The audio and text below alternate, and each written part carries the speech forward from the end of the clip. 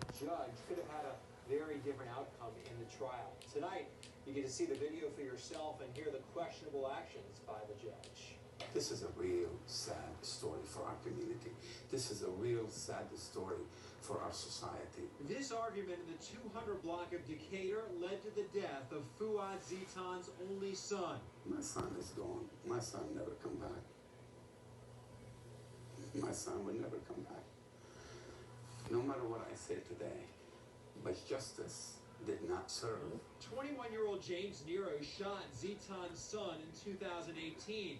Nero claimed it was self-defense. The two got into an argument at a bar. Nero left, police say, to retrieve a gun. Then you see him walking back into the picture. He ordered the gun in the middle of heated argument, in the middle of heated passion of an argument. Where did the self-defense come? Nero and Zeton seem to argue, at times talking close to each other's face, but not trading a punch or even a shove. Nero starts to walk away and pulls out a gun. Zeton slaps it away. A short time later, Nero fired his weapon, killing Zeton. Somebody have a gun in your face, Mr. Liza, what would you do? The least thing you wouldn't just try to move the gun out of your face to save your life. That's the only thing my son did to defend his life, because he had no weapon. Police arrested Nero and charged him with second-degree murder, but in a trial last month, a jury acquitted him because of the stand-your-ground law. Mr. Zeton kind of chews him out for about 60 seconds, right? And then my client pulls a firearm and he starts retreating away. Mr. Zeton tries to pull the firearm from him. My client snatches the gun back, keeps retreating backward, puts the gun to his side, and then he retreats. We measured it out to be 70 feet. It's half of the city block, right? And the whole time he's going backwards. He's got the gun down. He's not shouting anything at Mr. Zeton. He's not making any movements towards him. He's not trying to strike him. The whole time he's retreating, trying to get away. And the whole time Zeton is on a beeline for him. And then once my client runs out of room at the end of the block, he stops. And that's when Mr. Zeton swings at his head, right? And clips him across the chin. My client fires once, hits him right in the collarbone, unloads his gun, puts his gun down, tells him to call 911 and waits for the police. Tonight, a father speaks for the first time since the trial, devastated with the jury verdict. Junior is bigger than me, bigger than my size. I was intimidated by him, so I shot him and killed him. Is that the really new law of stand for your ground, the new law? Is that what it is? So if I'm going to fear of you, you bigger size, you bigger than me, and I never throw a punch at you, and have no weapon, just by you thinking, you fearing of my size, and you fearing of my weight. I'm a 329 pound. You're talking about my son, right? And the guy 240 pound. So that 100-pound weight gave the leverage to the murder, to this killer guy, to have the upper hand, to use, to stand for your ground, raw. On the stand, Nero said he would have never been able to fight Zeton. The jurors weren't allowed to see key video the DA's office tried to introduce.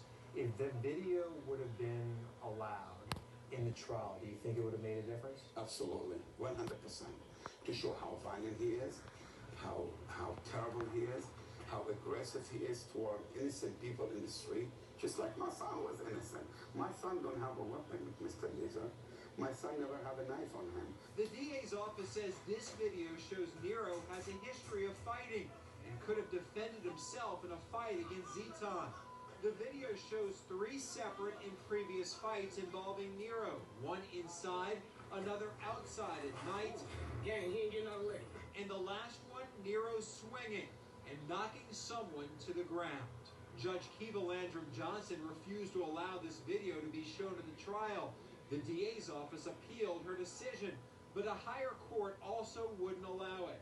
DA Leon Canizero told us, we believe the trial judge erred by excluding critical impeachment evidence, notably video evidence that quite clearly demonstrated the violence of which the defendant was capable. Had the jurors been allowed to consider this evidence, I believe they would have concluded that the defendant lied about his inability to protect himself by any other means and would have arrived at a very different verdict. Could he have punched him instead of shot him? Well, when you look at the size difference between the two of them, right? So Mr. Zeton was about 6 foot, 330 pounds, right? My client's 5'6" on a good day and 250 pounds on a good day. So you're talking 75 to 100 pounds and half a foot that he gives up. And when you look at the size difference between the two of them, and you know what my client's capable of, you know what Mr. Zeton's capable of. But your client can fight.